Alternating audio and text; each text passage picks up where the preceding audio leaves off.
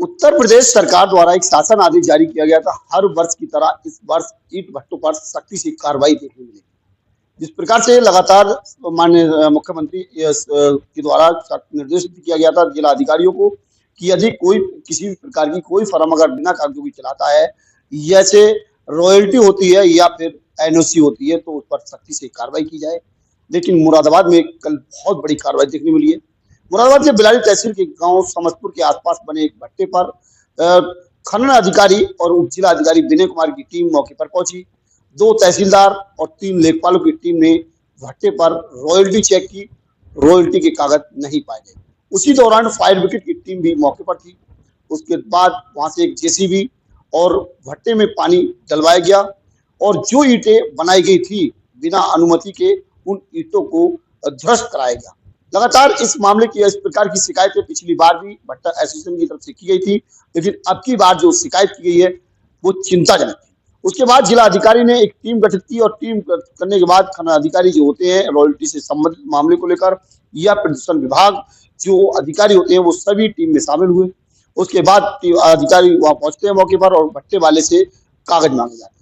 हालांकि भट्टा स्वामी ने यह बताया कि भट्टे पर मौके पर नहीं था। उसने जानकारी के अनुसार ये बताया कि मेरे से कागज मांगने की कोशिश की गई क्योंकि मेरे घर में कोई डेथ हुई, उसने किसी की पिताजी की एक मौत हुई थी, उसमें वो लगे हुए थे। ऐसी उनकी जानकारी उन्होंने दी है। हालांकि इस मामले में उप जिला अधिकारी विनय कुमार ने जानकारी देते हुए बताया कि भट्टा संचालक जो है उन पर कोई भी रॉयल्टी या फिर एनओसी से जुड़े कोई कागजात नहीं थे।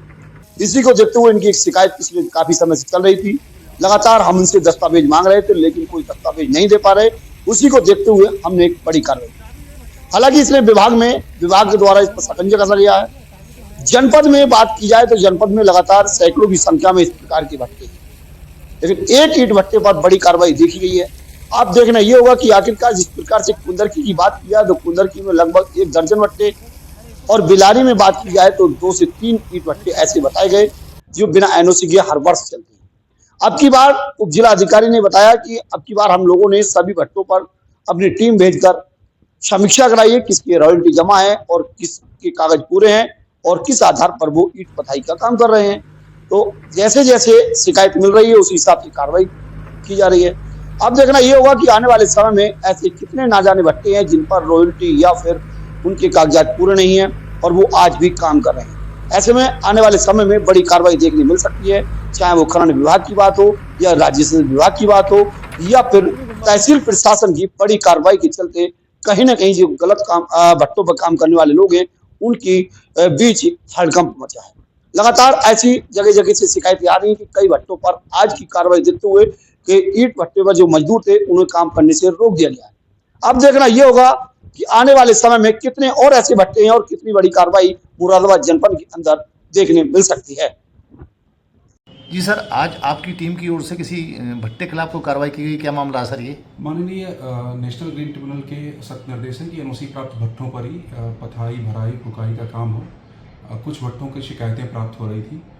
भट्टा एसोसिएशन बिलारी और कुंदरकी के द्वारा बार बार इस विषय को उठाया जा रहा था। उसी के संज्ञान में एक भट्टा आज समस्तपुर में कृष्णा ब्रिक वर्क्स है, जिसके विरुद्ध आज पोल्यूशन विभाग, इसके साथ ही राजस्व विभाग तथा खनन विभाग की संयुक्त टीमों के द्वारा आज कार्रवाई की गई।